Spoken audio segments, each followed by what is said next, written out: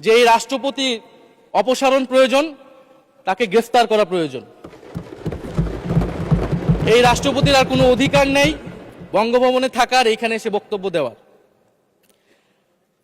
President Shahabuddin Chuppu, তার কিছু কুকীর্তির কথা মাননীয় স্পিকার হাউসের সামনে তুলে ধরছি।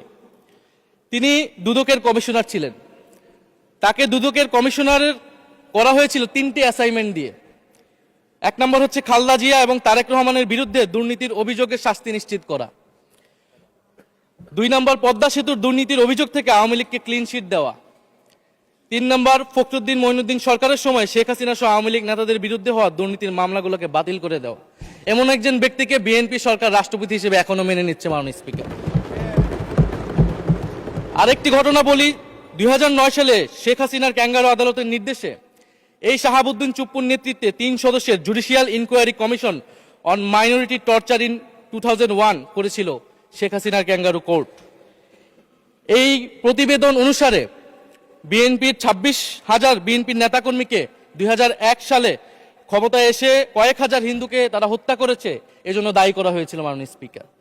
এবং আওয়ামী লীগ এই রিপোর্ট দেশে বিদেশে এই রিপোর্ট ফেরি করে তারা নিজেদের এখানে ক্ষমতায় থাকাটাকে পাকাপোক্ত করেছিল।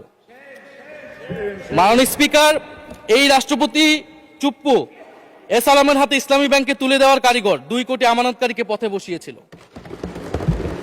এবং জুলাই গণহত্যার সময় তার ভূমিকা, ফ্যাসিবাদের সাথে তার সংশ্লিষ্টতা সবকিছু আমরা জানি। আমাদের দুর্ভাগ্য, এই দুর্নীতিবাজ, অপদার্থ, মিথ্যুক, গণহত্যার দোসর এখনো বাংলাদেশের রাষ্ট্রপতি।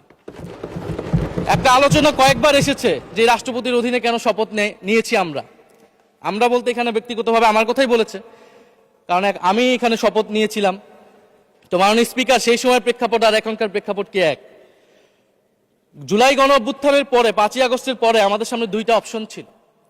আমরা বলেছিলাম জাতীয় সরকার করতে হবে, সেই জাতীয় সরকারের প্রস্তাব বিএনপি নাকচ করে দিয়েছে।